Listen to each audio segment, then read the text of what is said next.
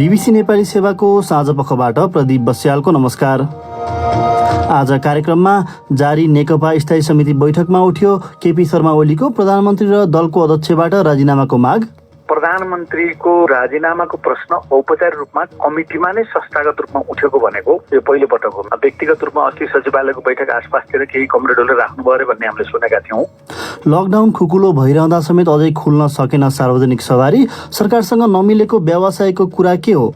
हामीलाई दान दिनु परेन। कमसेकम यो गाडी नचलेको समयमा चाहिँ ब्याङ्कहरूले पूर्ण रूपमा 100% ब्याज नलियोस्। हालसम्म 7 जिल्लामा 500 भन्दा धेरै कोभिड-19 संक्रमित पुष्टि र अन्तर्राष्ट्रिय प्रसङ्गमा हङकङमा व्यापक परिवर्तन गराउने ठानिएको नयाँ कानुनमा चिनिया राष्ट्रपतिले हस्ताक्षर गरेपछि पश्चिमा देशहरूद्वारा त्यसको निन्दा।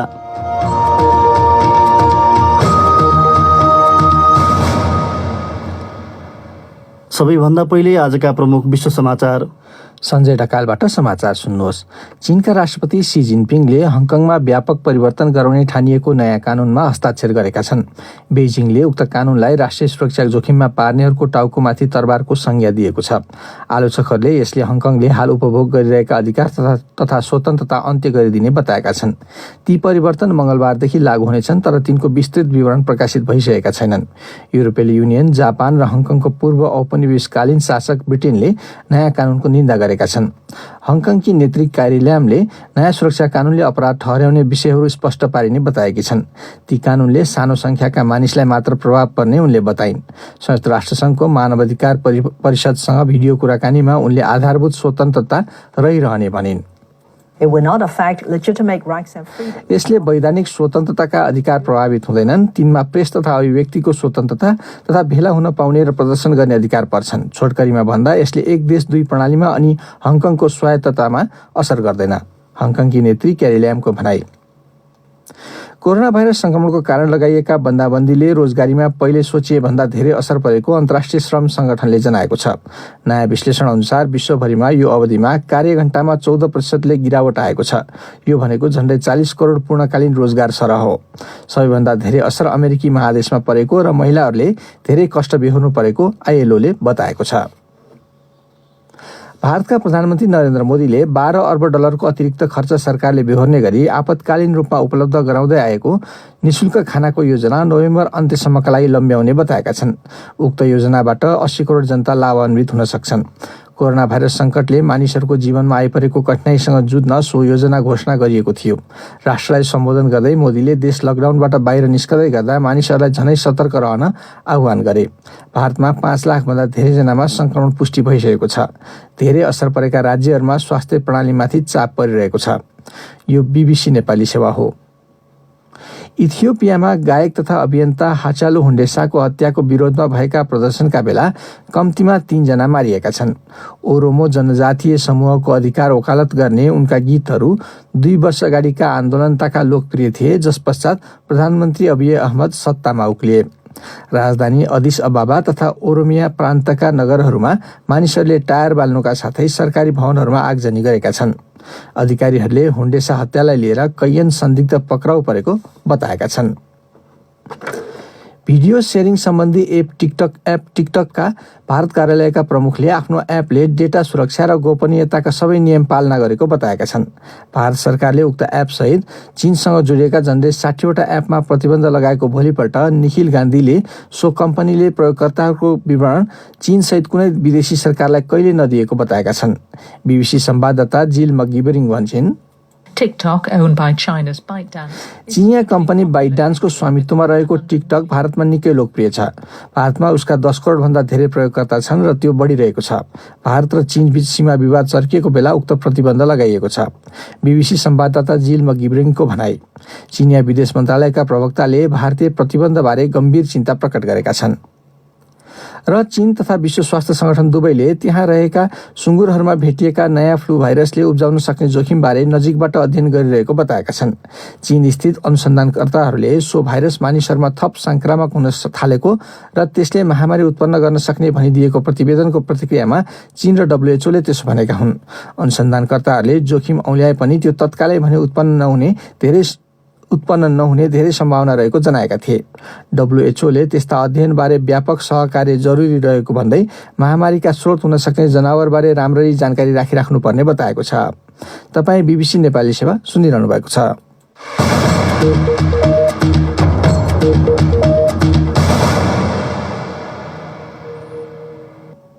साझा पखमा पुनः स्वागत छ। सत्तारूढ नेपाल कम्युनिस्ट पार्टी नेकपाको जारी स्थायी समिति बैठकमा आज केपी शर्मा ओलीको प्रधानमन्त्री र दलको अध्यक्ष दुवै पदबाट राजीनामाको माग उठेको बैठकमा सहभागी एक स्थायी समिति सदस्यले बीबीसीलाई बताएका छन्। झन्डै 1.5 दर्जनको संख्यामा स्थायी समिति सदस्यहरू बोलेको आजको बैठकमा ओली भने पूरा समय बसेका थिएनन्। बैठक भोलि समेत बस्दैछ। यसै विषयमा केही बेर अघि हामीले नेकपाका स्थायी समिति सदस्य देवेन्द्र पौडेललाई सम्पर्क गरी आजको बैठकमा खास के कुरा भएको हो भनी सोधेका थियौं। अब आजको बैठकमा दुईटा विषयले अस्वाभाविक रूपमा प्रवेश पाए। एउटा अस्ति प्रधानमन्त्रीले बोल्नु भएको कुरा निकै चर्काचर्की पूर्ण रूपमा उठ्यो। दोस्रो चाहिँ हिजो निर्वाचन आयोगमा नेकपा एमाले भन्ने दल दर्ता भयो भन्ने कुरा त्यहाँ बैठकमा उठ्यो। अस्ति प्रस्तुत गरेका एजेन्डाहरूभन्दा विषय चाहिँ फरक ठाउँमा गएको गरी आज बोल्नेहरूले कुरा राख्ने क्रममा के भनियो? अब धेरै जसो चाहिँ प्रधानमन्त्रीले कूटनीतिक क्षेत्रका यस्ता गम्भीर कुराहरू बोल्न मिल्दैनथ्यो। लिम्पियाद्वारा काला पानी लिपुले जस्ता महत्त्वपूर्ण त्यो क्षेत्रका विषयमा वार्ताद्वारा टुङ्गाउने भनेर यत्रो राष्ट्रिय एकता पैदा भएको बेलामा दलभित्रकै केही नेताहरूलाई जोडेर भारत र चाहिँ हाम्रै दलभित्रका नेपालकाले चाहिँ मलाई हटाउन खोजे भनेर चाहिँ प्रमाणित नभएको त्यसरी प्रकट गर्नुले भारत पक्षसँग वार्ता सहमति र संवादको द्वारा समस्या हल गर्ने कुरा पनि धरापमा पर्यो। त्यसको साथसाथै आफ्नै पार्टीभित्रका साथीहरूलाई पनि यसरी चाहिँ कुनै देशको दलालसँग कहीँ न कहीँ घोषित रूपमा चाहिँ आरोपित गर्न खोज्नु निकै चाहिँ गलत प्रकारको अभिव्यक्ति हो भन्ने कुरा जोडतोडका साथ सबैले आज बोल्नेहरूले उठाए। यति उठाएपछि प्रधानमन्त्रीले पनि केही न केही जवाब त दिए होलान्। प्रधानमन्त्रीले सुरुमा बोल्नुभयो। सुरुमा प्रचण्डजीले यी दुईटा विषय उठेको हुँदाखेरि उहाँले पनि आफ्नो कुराहरू केही राख्नुहुन्छ र बैठक सुरु हुन्छ भन्ने कुरा भएपछि उहाँले सुरुमा केही विषय राख्नुभयो। सरकारले गरेको कामको बारेमा बचाउ गरेर राख्नुभयो। त्यसको साथसाथै कतिपयलाई केही पदहरू केही चाहिँ जिम्मेवारीहरू प्राप्त नभएको हुँदाखेरि कुण्ठाका कारणले यस्तो भएको होला। तर फेरि पनि सरकारले काम गरेकै छ। म त्यसको चाहिँ जवाब आवश्यक ठाउँमा अझ बढी चाहिँ समय लिएर म दिन्छु भन्नुभयो। अर्का अध्यक्ष प्रचण्डले त पार्टीको अध्यक्षबाट र प्रधानमन्त्रीबाट राजीनामा नै माग गर्नुभयो भन्ने कुरा आएको छ। के त्यो हो? उहाँले चाहिँ मार्ग प्रशस्ति अब उहाँले नै गर्नुपर्छ। म पार्टी एकताको पक्षमा छु। अहिले पनि मैले सदासयतापूर्वक पार्टी एकता हुँदाखेरिको सहमति छोडेर 5 वर्ष उहाँलाई प्रधानमन्त्री भनेको थिएँ। त्यो भने अनुरूपको चाहिँ मैले प्राप्त गरेको जिम्मेवारी अगाडि बढाउन मलाई वातावरण बनाइदिनु भएन उहाँले। त्यसो भएको हुँदाखेरि पार्टी एकताको पक्षमा पनि अझै पनि बोल्दै त्यो वातावरण बनाएर उहाँले चाहिँ मार्ग प्रशस्ति गरेर राम्रो हुन्छ भन्ने कुरा पछि अन्तिममा उहाँले राख्नुभयो। बैठकको अन्तिममा भोलि बैठक बस्ने कुराको फेरि पनि बाँकी रहेका साथीले कुरा राख्नु होला भन्दै मेरो पनि आशयको कुरा यही हो भनेर उहाँले त्यो बेला यी विषयहरू राख्नुभयो। भनेको अब चाहिँ नेकपाको बैठक चाहिँ प्रधानमन्त्री र पार्टी अध्यक्षको राजीनामामा केन्द्रित भएको हो। अब करिब आज बोल्ने साथीहरूले त्यही प्रकारको कुरा राख्नु भएको छ। पूर्व एमाले पूर्व माओवादी भन्ने त्यहाँ छैन। अनि निर्वाचन आयोगमा नेकपा एमाले भनेर दर्ता भएका कुरा पनि उठे भनेर भन्नुभयो। त्यो विषयमा के भएको रहेछ र के भनियो? तत्कालै आजै यही बैठकको बेलामा त्यो विषयलाई बुझिने एउटा समिति बनाएर तुरुन्त चाहिँ त्यो बारेमा छानबिन गरियोस् र को संलग्न छन्, यो पार्टीमै कहीँ आबद्ध भएका व्यक्तिहरू संलग्न छन् भने तुरुन्त कारबाही हुनुपर्छ भन्ने कुरा त्यहाँ जोरदार रूपमा उठ्यो। भने कोरोना भाइरस संक्रमणमा सरकारले गरिरहेका कामका कुरा, एमसीसीका विषय प्रवेश नै पाएनन्। त्यसो भए पार्टी बैठकमा ती विषयहरू आज प्रवेश पाएनन्। त्यो विषयहरू आज प्रवेश भएन। अब चाहिँ नेकपाको बैठकमा वारपारको स्थितिमा पुग्या हो। अब करिब प्रधानमन्त्रीको राजीनामाको प्रश्न औपचारिक रूपमा कमिटीमा नै संस्थागत रूपमा उठेको भनेको यो पहिलो पटक हो मेरो अनुभूतिमा। व्यक्तिगत रूपमा अस्ति सचिवालयको बैठक आसपासतिर केही कमरेडहरूले राख्नुभयो अरे भन्ने हामीले सुनेका थियौँ। पार्टी फेरि विभाजनको बाटोतिर गएको होइन नि। त्यो नहोस् भन्नेमा हामी छौँ। अब यदि प्रधानमन्त्री ओलीले राजीनामा दिएनन् भने चाहिँ पार्टी यथास्थितिमा रहने अवस्थामा त्यसो भए छैन।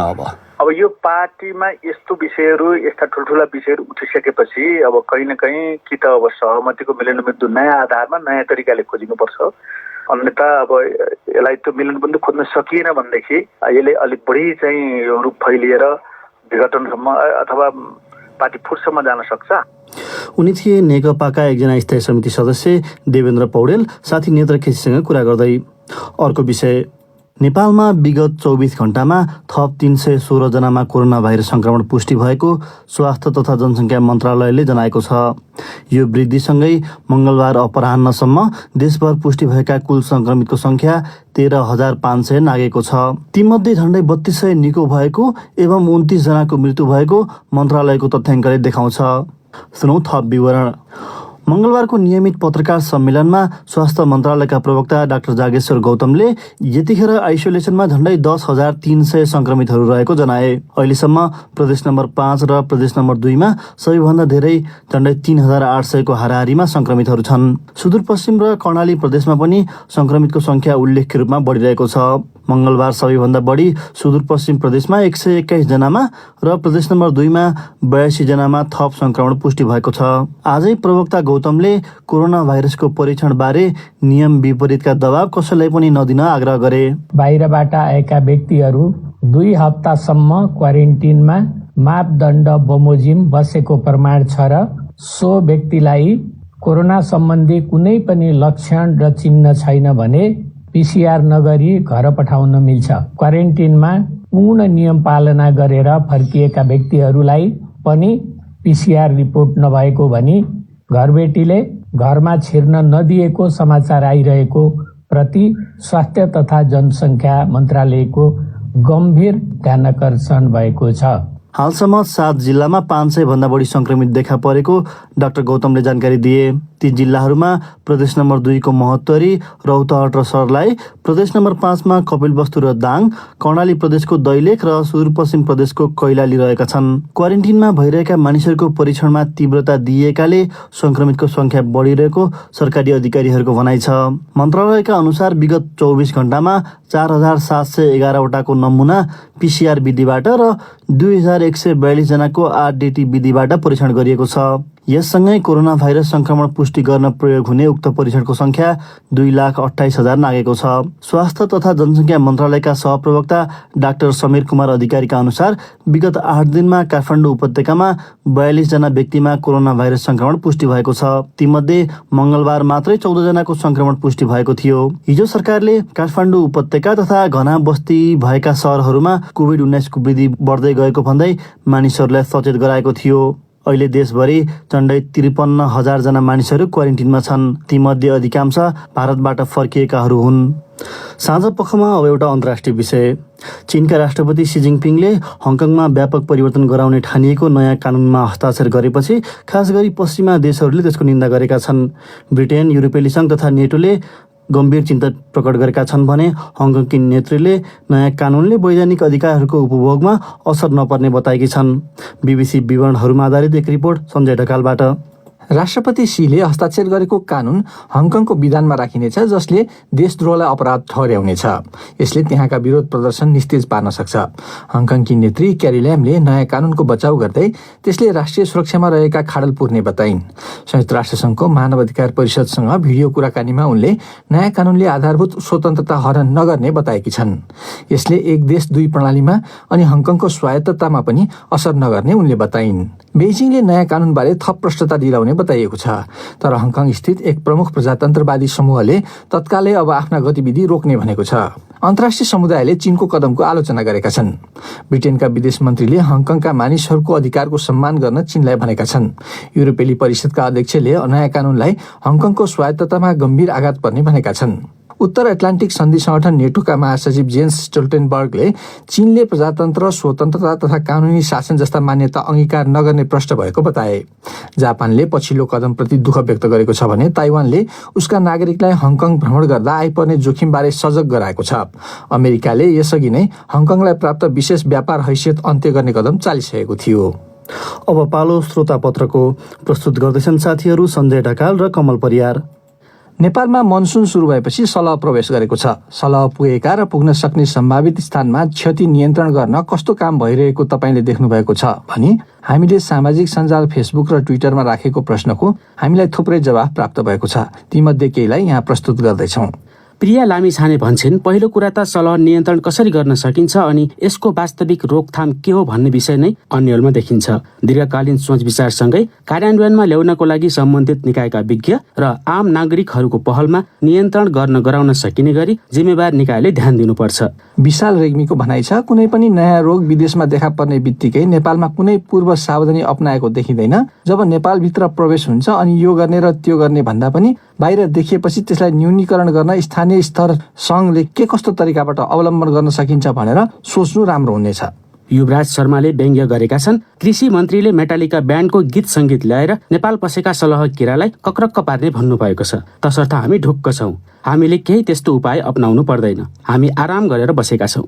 शिशिर गिरीले चिन्ता प्रकट गर्दै लेखेका छन्, खै केन्द्र सरकारका कृषि तथा पशुपक्षी मन्त्री घनश्याम भूषालले अमेरिकी मेटालिका ब्यान्डको गीत बजाएर सलह किरालाई कक्रक्क पार्ने समाचार सुनिएको छ भने उता प्रदेश सरकारले चाहिँ सलह किरा छोपेर ल्याउन रोजगार नै खुलाएको छ, प्रति किलोको भाउ नै तोकेर। यी र यस्ता कुराहरू सुनिरहँदा कति प्रभावकारी हुन्छन् हेर्न भने बाँकी नै छ। तर जे भए पनि सलह किरा नियन्त्रणमा सबै तहका सरकारले सफलता प्राप्त गरोस्। अवस्था कोरोना भाइरस नियन्त्रणमा जस्तो नहोस्। सबै तहका सरकारलाई मेरो शुभकामना। र रवि शर्मा लेख्छन्, यो सलह किरा पहिले पाकिस्तान अनि नेपाल र भारतमा बहुसंख्यामा देखिएको छ। भारतको दिल्ली क्षेत्रमा केही दिन पहिला निकै कोलाहल मच्चायो। सबै घरभित्रै बसे। यो किराले बाली नाली खाने हुनाले एकै ठाउँमा धेरै समय रहन सक्दैन भन्ने लाग्दछ। सलह किरा जुन जुन ठाउँमा जान्छ त्यहाँबाट कसरी भगाउने? कीटनाशक औषधि छर्ने गर्दा राम्रो होला। यो एकै ठाउँमा नरहने हुनाले डराउनु पर्छ जस्तो लाग्दैन। नेपालमा पछिल्ला केही सातामा लकडाउन खुकुलो पारिए पनि यात्रुवाहक सार्वजनिक सवारी साधन भने अझै सञ्चालन गर्न नदिएको भन्दै व्यवसायीहरू आन्दोलित भएका छन्। सरकार र यातायात व्यवसायीहरू बीच भने यतिखेर सिटको आधा सङ्ख्यामा यात्रुहरू राखेर सवारी चलाउने विषयलाई कसरी कार्यान्वयन गर्ने भन्ने विवाद छ भन्छन् सञ्जीव गिरी आफ्नो रिपोर्टमा। सरकारले आफूहरूको मर्का नबुझेको र गुजारा गर्न गाह्रो भएको भन्दै मंगलबार बिहान केही ट्याक्सी चालकहरू आन्दोलनमै उत्रिए। सार्वजनिक यातायात सञ्चालनका लागि नेपाल सरकारले कार्यविधि प्रस्ताव गरेको भए पनि त्यसका विषयवस्तुबारे मुद्दा टुङ्गो लाग्न सकेको छैन। यातायात व्यवसायी राष्ट्रिय महासंघका महासचिव सरोज सिटौला, मालवाहक सवारी साधन त अत्यावश्यक खाद्यान्नका सामान र यो टिप्परहरू देश निर्माणका लागि केही 30-40% चलेका छन्। तर यात्रुवाहक सवारी साधन जिरो छ। यात्रुवाहक सवारी साधन नखोली तपाईँको पेसा व्यवसाय कुनै खुलेको अर्थ हुन्छ कि हुँदैन त्यो पनि हामी मनन गरौँ। व्यापार व्यवसाय सबै खोलिएका छन्। अब त ब्याङ्कहरूले पनि तागेर गर्ने नै भए। मानिसहरू बिचरा दोकानमा निदाएर बसेका छन्। उनका अनुसार लामो समयदेखि त्यत्तिकै थन्किएका सवारी साधन सड़कमा निकाल्न मात्रै सवारीको प्रकार अनुसार 10,000 देखि करिब 4 लाखसम्म लाग्ने अवस्था छ। सवारी साधनहरूमा घाँस पलाएको, इन्जिन जाम भएको र ब्याट्री टायर फेर्नुपर्ने जस्तो समस्या यतिखेर व्यवसायीहरू सामु छ। कोभिड-19 महामारीका बीच सार्वजनिक यातायात सञ्चालनको विषय पेचिलो रहेको भौतिक पूर्वाधार तथा यातायात मन्त्रालयका अधिकारीहरूको भनाइ छ। सामान्य अवस्थामा भन्दा यतिखेर 50% यात्रु राख्न मन्त्रालयले गरेको प्रस्तावबारे यातायात हेर्ने महाशाखाकी प्रमुख प्रमिला देवी साक्य बज्राचार्य भन्छिन्, अब 50% अकुपेन्सी गर्नको लागि त अब यातायात व्यवसायीहरू के भन्छन् 50% मात्रै राख्ने भयो भए त दराई बढाउनु पर्छ कि गभर्मेन्टले सब्सिडी दिनुपर्छ भन्ने कुरा आएछ। गभर्मेन्टले यो एउटा सेक्टरमा मात्रै सब्सिडी दिएर भएन। झण्डै 30 सिटका गाडीमा सामाजिक दूरी कायम राखेर चलाउँदा सञ्चालन खर्च समेत नजुट्ने भएकाले त्यस्तो अवस्थाका लागि सरकारी राहत खोजिएको व्यवसायीहरूको भनाइ छ। उनीहरूले सड़कसम्म गाडी पुर्याउने अवस्था सृजना गर्नका लागि पुनर्कर्जाको सुविधा दिन सरकारसँग अनुरोध गरेको जनाएका छन्।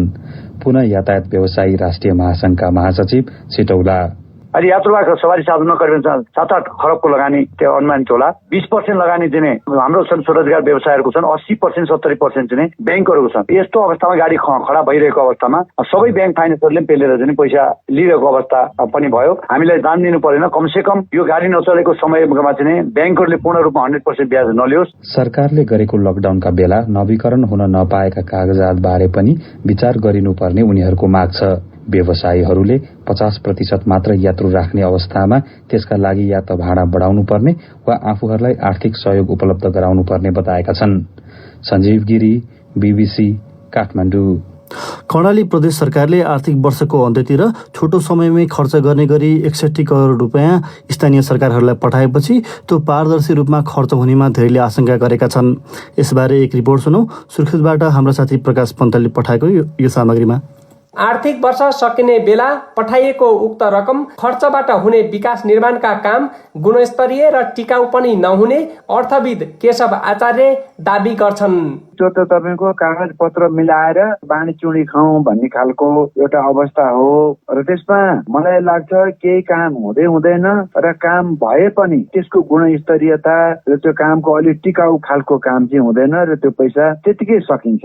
प्रदेश सभामा विपक्षी दलका नेता जीवन बहादुर साई विकास र रोजगारीको लागि भन्दा पनि सरकारले आफ्ना कार्यकर्तालाई बाँड्न उक्त रकम पठाएको आरोप लगाउँछन्। कोभिडको कारणले हो भने कम्तीमा पनि 1 महिना अगाडि पठाउनु पर्यो, 15 दिन पनि छैन। क्यासको लागि होइन कि नाम एउटा राखेर कार्यकर्तालाई बाँड्नको लागि यो पैसा पठाइएको। ढिलो रकम पठाएर प्रदेश सरकारले आफूहरूलाई अप्ठ्यारोमा पार्न खोजेको कतिपय कर्णालीका स्थानीय तहको गुनासो छ। 3वटा कार्यक्रम सञ्चालन गर्न 1.5 करोड रुपियाँ पाएको हुम्लाको खारपुनाथ गाउँपालिकाका अध्यक्ष कर्णबहादुर रावल 15 दिनभित्र नयाँ योजनाहरू निर्माण गर्न सम्भव नहुने बताउँछन्। कार्यपालिका मिटिङ बसेर अनि उपभोक्ता गठन गरेर अनि लगत स्मेट गर्दै यो सालसम्म गइहाल्छ अनि कहिले त्यो काम गर्ने। तर कालीकोटको राजकोट नगरपालिकाका प्रमुख काशीचन्द्र बराल भने रकम प्राप्त हुन बित्तिकै सुरु गरिएका विकासका कामहरू सकिन थालेको दाबी गर्छन्। एकैपटक 61 करोड रुपियाँ निकासा दिएको विषयमा आशंका र आलोचना भइरहँदा प्रदेश सरकारले भने उक्त रकम दुरुपयोग नहुने दाबी गरेको छ। सरकारका प्रवक्ता एवं भूमि व्यवस्था कृषि तथा सहकारी मन्त्री विमला केसी भन्छन्, सदुपयोग हुने गरी नै पठाइएको 5 दिनभित्र सक्ने काम 5 दिनभित्र सकिएलान् त्यो कामहरू। तर अधिकांश कामहरू 5 दिनभित्र सकिने भन्ने चान्सेस हुँदैन। त्यसैले त्यसलाई अगाडि साउनदेखि अगाडि बढ्ने गरी कम्प्लिट गर्नुपर्छ। प्रदेश सरकारले खराब परम्परालाई निरन्तरता दिएको भन्दै कर्णालीवासी आर्थिक वर्ष सकिने बेला मनपरी ढंगले रकम खर्च गर्ने प्रवृत्तिलाई निरुत्साहित गर्नुपर्ने बताउँछन्। प्रकाश पन्त, BBC सुर्खेत। संसदको राज्य व्यवस्था तथा सुशासन समितिले असहमतिहरूका बीच सोमबार पारित गरेको संघीय निजामती सेवा विधेयकप्रति कर्मचारीहरूले असन्तुष्टि जनाएपछि थप विवाद सृजना भएको छ। मैले bbcnepali.com मा यसबारे एक रिपोर्ट लेखेका हाम्रा साथी विष्णु पोखरेललाई सोधेको थिएँ, आन्दोलनमा उत्रेका कर्मचारीहरूको खास असन्तुष्टि के हो? कर्मचारीहरूले मुख्यतः 2टा कुराहरू उठाएछन्। एउटा विशेष गरी तल्लो तहमा काम गर्ने कर्मचारीहरूको वृत्ति विकासमा यसले गम्भीर खाले असर पार्छ, रोकियो भन्ने एउटा गुनासो उनीहरूको छ। र अर्को चाहिँ जुन आधिकारिक ट्रेड युनियन बाहेक अरू ट्रेड युनियनलाई खोल्न नदिने भन्ने जुन व्यवस्था छ त्यसले संविधान प्रदत्त यो ट्रेड युनियनको हकलाई उल्लङ्घन गरेको भन्ने उनीहरूको कुरा छ। सेवा सुविधा र वृत्ति विकासको क्रममा जस्तो सेवामा प्रवेश गरिसकेको व्यक्तिले अहिले माथिल्लो पदका लागि खुला प्रतिस्पर्धा गर्दाखेरि उमेरको हद तोकिएको थिएन, तर यसमा 40 वर्ष उमेरको हद तोकिएको छ। आन्तरिक प्रतिस्पर्धा मार्फत नायब सुब्बा तहको व्यक्तिले अधिकृतमा चाहिँ आन्तरिक प्रतिस्पर्धा मार्फत जान नपाउने व्यवस्था गरिएको, त्यसमा पनि उनीहरूको असन्तुष्टि देखिन्छ। पहिले चाहिँ खुला प्रतिस्पर्धाबाट 70 र बढुवाबाट 30% पद पूर्ति हुने गरेकोमा यसलाई 20% झारिएको छ। स्थानीय तहका अधिकारी र प्रदेश सरकारका सचिवहरू चाहिँ प्रदेश निजामती सेवाकै हुने भन्ने जुन व्यवस्था छ त्यसमा पनि कर्मचारीको असन्तुष्टि देखिन्छ। अब तपाईँले यस क्रममा प्रशासनविदहरूसँग पनि कुरा गर्नुभयो, उनीहरूले चाहिँ यसको समाधानको कुनै बाटो देखाएका छैनन् त यी मागहरूको विषयमा? मैले केही पूर्व प्रशासक र प्रशासनविदसँग कुरा गरेको थिएँ। उनीहरूको धारणा चाहिँ यसमा के छ भने लामो समयदेखि यसलाई बिजोलियो र राजनीतिकरण रोक्ने नाममा एकातिर आधिकारिक ट्रेड युनियनलाई मात्रै कायम गर्ने भन्ने प्रस्ताव आइरहेको बेलामा यो विधेयकमाथि नै बढी राजनीतिकरण भयो भन्ने पनि उनीहरूको धारणा रहेको छ। अब प्राविधिक रूपमा राज्य व्यवस्था समितिबाट यो विधेयक पास भइसक्दा चाहिँ अब यसलाई अझै संशोधन गरेर कर्मचारीको माग समेट्ने बाटो रहन्छ कि रहँदैन? यो अवश्य पनि रहन्छ, किनभने राज्य व्यवस्था समितिबाट पारित भए पनि यो संसदबाट पारित भइसकेको छैन। फेरि संसदका 2टै सदनबाट पारित पनि हुनुपर्छ। यदि विभागीय मन्त्रीले संशोधनलाई लिएर गएको अवस्थामा त्यसलाई चाहिँ संसदबाट संशोधन गराउन सकेको अवस्थामा यी मागहरू सम्बोधन नहुने भन्ने अवस्था छैन। अब अन्तिममा विष्णुजी, जस्तो अब यो कर्मचारीहरूसँग जोडिएका यस्ता विधेयकहरू व्यवस्थाहरू समय समयमा आइरहन्छन्, आलोचित बनिरहन्छन्। अब यसले चाहिँ कर्मचारीहरूको सेवा प्रवाहमा कार्य सम्पादनमा असर पर्छ कि पर्दैन? मैले यस विषयमा विज्ञ र कर्मचारी नेताहरू र केही कर्मचारीसँग पनि कुराकानी गरेको थिएँ। उनीहरूको भनाइ चाहिँ के छ भने खासमा कर्मचारी तन्त्रलाई दलहरूले आफ्नो फाइदा मात्र हेरे भन्ने बुझाइ चाहिँ व्यक्तिहरूको पनि छ र कर्मचारीहरूको पनि छ। कर्मचारीलाई माथिल्लो तहमा जाने उत्प्रेरणा नदिने हो भने कार्यक्षमता पनि ह्रास आउँछ भन्ने चाहिँ प्रशासनविदहरूको तर्क छ। उनी थिए बीबीसी संवाददाता विष्णु पोखरेल। आज मंगलबार। अब सुनौ साप्ताहिक विकल्पको बाटो। जोखिमपूर्ण भए पनि अब त्यो फोटो खिचिसकेपछि जुन सेटिस्फ्याक्सन छ नि त्यसले नै मनलाई एकदम अझै खिच्नु जस्तो बनाउँछ है। सुरुमा त खर्च गर्नुपर्छ होइन, एकैचोटि कमाइ हुँदैन। यसको चाहिँ बिस्तारै अब आफ्नो स्किलहरू पनि डेभलप गर्दै जानु पर्यो। अनि त्यो स्किल डेभलप भइसकेपछि अरू मान्छेहरूले चिन्दै गर्छन् अनि मेरो फोटो हेरेर फोटो राम्रो लाग्यो भने चिन्नुहुन्छ। अझै पनि नेपाली समाजमा कतिपय कामहरू महिलाले गर्न सक्दैनन् भन्ने धारणा व्याप्त छ। तर चितवनकी बिमिता भण्डारीले भने त्यसलाई तोड्ने कोसिस गरेकी छन् अलि फरक धारको काम सुरु गरेर। लगन र हिम्मतले धेरैले जोखिमपूर्ण ठानेको काम पनि गर्न सकिने बताउँछिन् उनी। सकारात्मक कार्यहरूको चर्चा गरिने हाम्रो साप्ताहिक श्रृङ्खला विकल्पको बाटोमा आज चितवनबाट हाम्रा संवाददाता ईश्वर जोशी सिकारु पथ प्रदर्शकका रूपमा काम गर्दा गर्दै वन्यजन्तुको तस्विर खिच्ने फोटोग्राफर बनेकी उनै भण्डारीको चर्चा गर्दैछन्। चितवनको सहरमा सिकारु पथ प्रदर्शकको रूपमा काम गर्दै आएकी बिमिता हाल वाइल्ड लाइफ फोटोग्राफर बनेकी छिन्। मैले लगभग 2013बाट चाहिँ नेचर गाइड सुरु गरेँ। त्यस पछाडि चाहिँ दिनकै जङ्गल जाने, अब जङ्गलमा विभिन्न रेर प्रजातिहरू देख्ने, त्यसको फोटो खिच्न मन लाग्यो, विदेशीहरूले फोटो खिचेर पनि देखाउने। त्यसपछि चाहिँ गाइड गर्ने क्रममै फोटोग्राफीमा इन्ट्रेस्ट लागेर अनि त्यहाँबाट सुरु गरेँ। उनले खिचेको वन्यजन्तुको फोटोहरू नेपाल टुरिज्म बोर्ड र विभिन्न विदेशी सङ्घ संस्थाहरूले खरिद गर्ने गरेको बताइन्। यो काम निकै जोखिमपूर्ण छ, तर महिलाले पनि गर्न सक्छ भन्ने उदाहरण दिन नै यो व्यवसाय रोजेको बिमिताले बताइन्। जोखिम त एकदमै हुन्छ नि, जङ्गल जनावरहरूको मुखमा जानु पर्यो।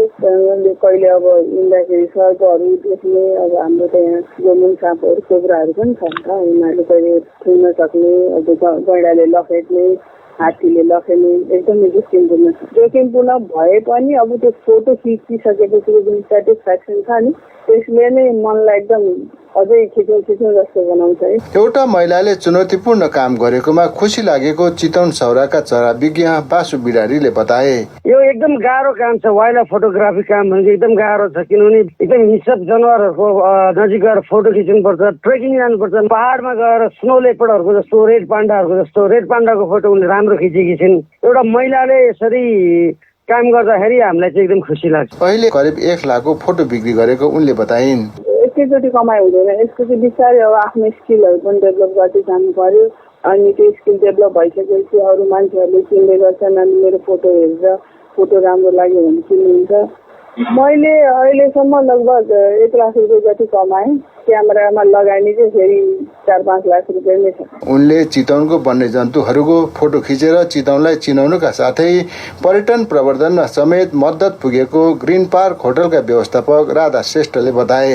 वाइल्ड लाइफ फोटोग्राफीले चितवनमा चाहिँ वाइल्ड लाइफ छ, जानुपर्छ हेर्ने भन्ने चाहिँ एउटा चाहिँ मानिसमा चाहिँ ट्राभलरहरूलाई चाहिँ त्यो एउटा सूचना प्रदान गर्छ क्या। पर्यटन प्रवर्धनको लागि पनि एउटा एडभर्टाइज अथवा सूचना प्रवाह गर्ने चिज हो क्या, त्यो एउटा माध्यम हो। भविष्यमा प्रख्यात पथ प्रदर्शकका साथै वन्यजन्तु फोटोग्राफी प्रशिक्षक बन्ने लक्ष्य बिमिताको रहेको छ।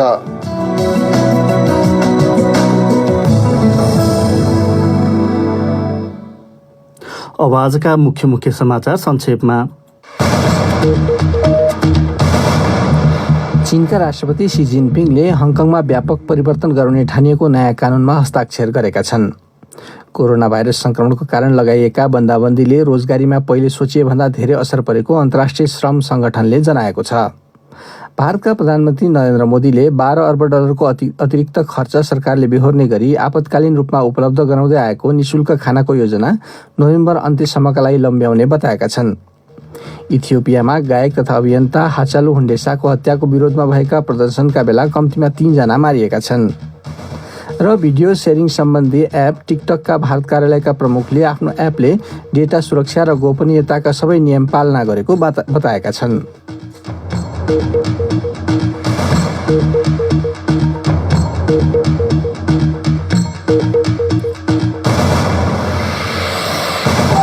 हवस् हवस् त, यसका साथै BBC नेपाली सेवाको साँझ पख यही समाप्त हुन्छ। हामीलाई भने भोलि बिहान 7:15 बजेसम्मका लागि बिदा दिनुहोस्। नमस्कार।